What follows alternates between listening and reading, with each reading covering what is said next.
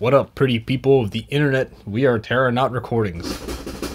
What's going on, everyone? This is Terranaut Recordings from a Brooklyn-based music production duo. We help take your songs from demo to stream ready. I'm Nick. I'm Sean. And today we're going to be talking about how to record good sounds at your house for a budget. Or on a budget. Anyway, let's dive in.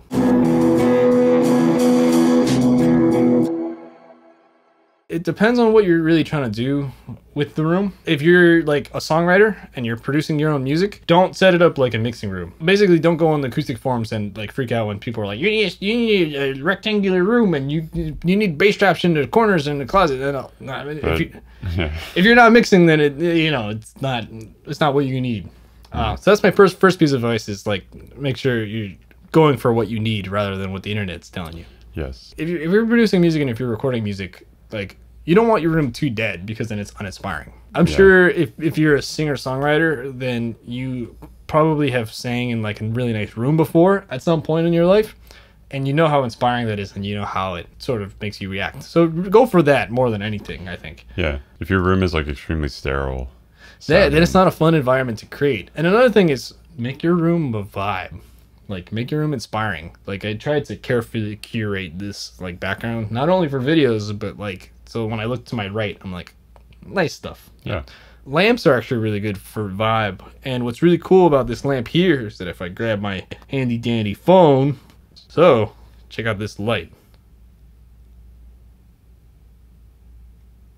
I can change the color. So these lights I discovered recently, they're from this company called Wiz, but there's a bunch of other ones. You can connect them through Wi-Fi. This one is like $10 for the bulb. It's really cheap. But you connect it through Wi-Fi, you have this app, and then you can control the colors, and it's a good way to set the vibe. Well, yeah, especially if your room is also your recording space. Right. I guess that kind of goes without saying that. You want it to be comfortable. You want it to be filled with stuff that you like, stuff that inspires you. And learn the room, too. Like learn the room. One thing that I like to do a lot is on the speakers that I work on, this is for production or mixing or whatever, is listen to music that I like and that I've heard a million times. So, for example, like I listen on my AirPods while on the move. I know those sounds really well, so sometimes I actually test my mixes on AirPods.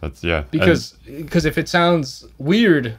Like, I'm so used to the sound that I'll know immediately if it sounds weird and I know what to adjust. But in the room, if you listen to the same music and you're like, this sounds weird because I heard it on this source and it blah, blah, blah, you kind of have a better idea of what you need to do. Totally, yeah. I was actually just talking to my friends Nate and Josh about this. Using, like, what people are going to be listening on, because people most likely not be listening to your mixes on Genelex. Yeah, right. Totally. So, like, if you're, lucky that you go to an institution where you can use Genelex and you can use, like, all this nice equipment, yeah, it's nice, but it's also, like, it's good to have, like, the foresight in mind of being like, okay, like, what are most people going to listen to this on? First of all, their phone, probably. Right. Yeah. At first. So, like, if you could get a good sounding mix right from your iPhone speaker, that I think is a good sign. I've experienced it a lot. It's like you go to a nice studio with really nice speakers, and then you're immediately disappointed when you listen anywhere else. You're just like, oh. It like spoils you. Yeah, totally. Yeah. I mean, that's why my monitors, I don't plan on getting rid of them for a while. Even when I have the means to upgrade to like full cows or something, I kind of don't want to. Right. No, because you know the sound and like you know how they their tendencies and they sound good to you. Yeah. The whole idea behind a lot of acoustic treatment, especially if you're recording and you're producing music, is get it dead and then add the reverb later. So really kind of try to fill the room as much as possible, get all the sides, get it as even as possible too. So for me, the best thing is bookshelves. I'm not going to say that because the internet will come after. I was on some acoustic treatment forums and they were getting really annoyed at bookshelves. Oh really? I think it's a good starting place though. Okay, so the main thing that I read on my internet forum research was that bookshelves are not diffusers, they are absorbers. Now the difference is diffusers take your sound and spread them all across, but they do it asymmetrically, so science. So do you get different reflections? You get different reflections. Absorption just kills you. So like, for example, like it's the difference between like shining a light into a mirror versus on a wall. If you shine your light into a mirror, it's going to bounce all over the place, but you won't have the direct light. Or no, sorry, a prism, not a mirror. Right, yeah. And if you do it directly against a wall, it's just going to stay in the wall. I don't know if that's a good way to explain it. Honestly, I'm not too well versed in acoustics. So like a diffuser kind of asymmetrical, like gives you asymmetrical sort of... To put it even more simple, absorption kills the sound, makes it more dead. Diffusion spreads it out so that it sounds more natural, but all the bad stuff doesn't go directly to your ears. I think that's a good way to put it. I don't know, if you're an actual acoustician, comment below. But we're going to talk about some solutions that have worked for us that we've experienced. But anyway, I have a big bookshelf sort of behind me that evens out the room a little bit, and you just stuff it with stuff and it helps dampen the sound. And you can really tell a difference. For example, if you're like freshly moving into a place with no furniture and then you put a bunch of bookshelves, it'll deaden the sound like a decent amount. And the reason we want that is because at our homes we don't really have much control over how good the reverb in the room is. You know, we have like barely any control. I mean, at least for me, in apartments in New York City, we don't know what's in the walls. We don't know if there's fiberglass or whatever. Probably not. So basically the idea is like the room we can't control, but we can control what we put in it. We can make it sound as dead as possible, and then there's plugins to make your reverb sound good again. So bookshelves have helped me a lot, and I mean, I already had this. You know, oftentimes it's not something that you have to get in addition. What if you wanted it to be more of a diffuser rather than... For bookshelves, for diffusers, there's big debate on the internet about this. And by big debate, there's people making claims and then people being like absolutely wrong. I saw someone saying that if you fill a bookshelf with books and then put one spine in, one spine out, it'll give a little bit of diffusion. And I believe that. I like alternate them? Yeah, but if you look at the diffusers, you see they're like basically a bunch of wooden cubes that are asymmetrical.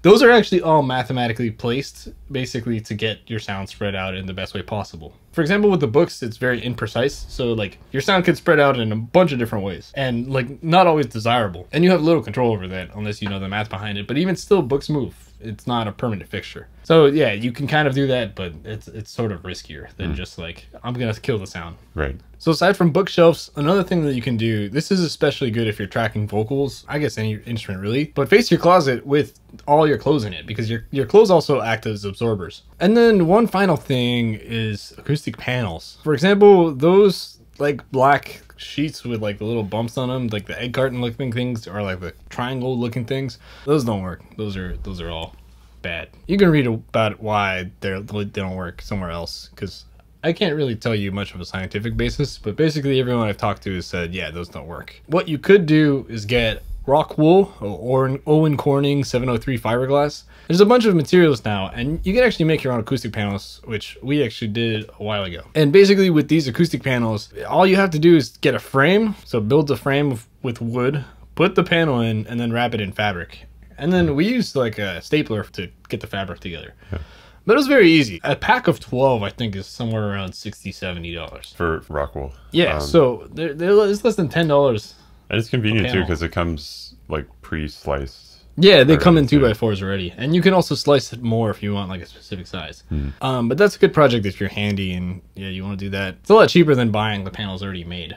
Correct me if I'm wrong, but rock wool is good for lower frequencies? I believe it's the opposite. Owen Corning 703, I think, so I've read, is better for bass frequencies. It's very bass. So like absorbing bass frequencies? Yeah, but in general, I believe the more mass, like the more depth in the panel, the better absorbing bass it'll be. Okay, that makes sense.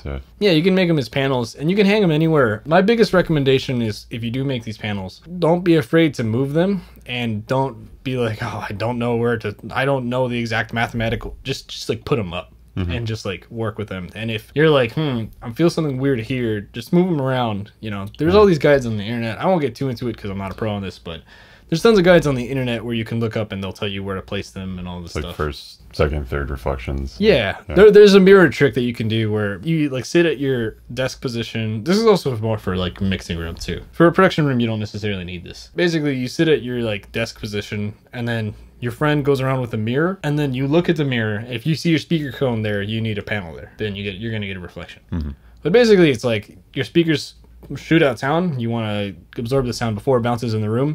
So you get the sound of the recording, not the sound of your room. But really, it's all about experimentation. Sometimes it's just like straight mass, just putting up a bunch of stuff. There's actually a channel also on YouTube called Acoustic Insiders that I started watching. And he has a bunch of stuff that I didn't understand half of it. It was great. Cool. But yeah, check Acoustic Insiders out if you want to learn more about sort of the math science behind all this stuff. But really just kind of go for an experiment. A point of that, which kind of goes against all that we've said in this video, is like, don't freak out about having everything acoustically perfect, because it won't be. Prioritize the vibe. first and foremost, is my advice. Yeah. And then, yeah, I mean, issues can be corrected. Another thing to avoid your room altogether is actually just use headphones. And there's no shame in using headphones over speakers. And like, I recommend honestly getting a really comfy pair of headphones and getting comfortable with them. Because with the headphones, you don't have to worry about the room. You know, there's other issues you'll encounter, but they still sound good. And you don't have to worry about any of the treatment, and you can have your room how you want it. If you're just producing music and you're not really doing any serious mixing, like you're not mixing for money, then yeah, why not? Yeah. There's a plugin called Izotope RX, which is fantastic, that can fix a lot of problems, especially room problems. So there's that. And then lastly, there's a plugin called Sonarworks that basically kind of EQs your speakers, your headphones, whatever you want, to basically be as neutral as possible. And that you shouldn't just rely on that.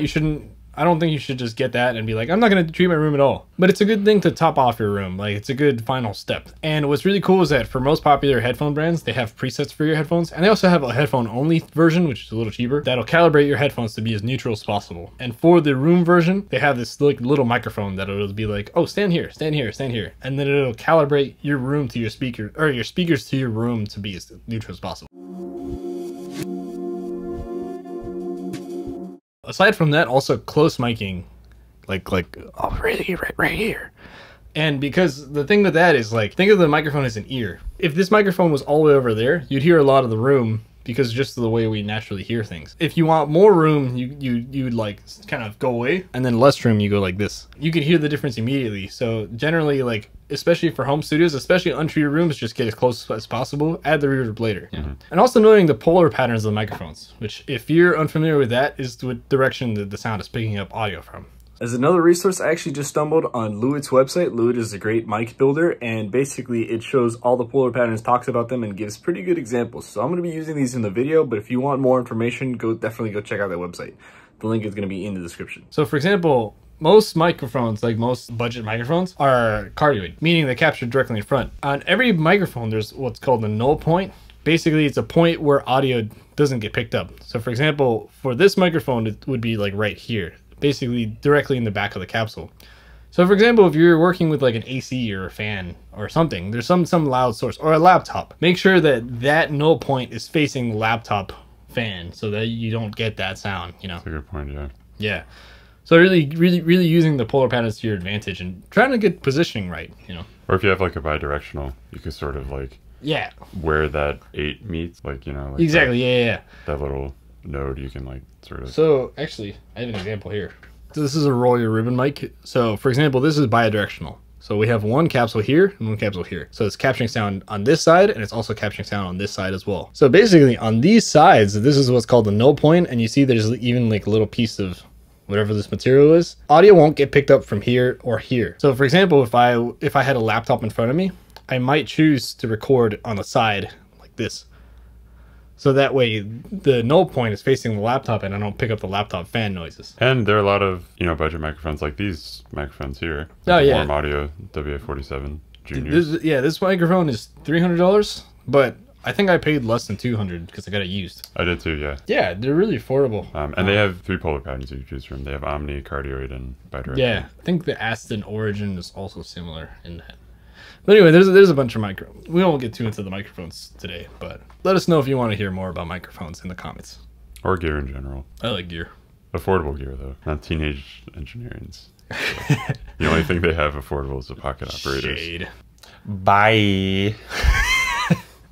So that's it for today's episode. If you enjoyed, do all the things that you do for YouTube videos. There should be more videos on this screen. If you want to hear anything specific, leave a comment. If you want to work with us and do the thing, there's all the emails. Yeah, you get this from all the other YouTubers. You don't need it from us. Thanks for watching.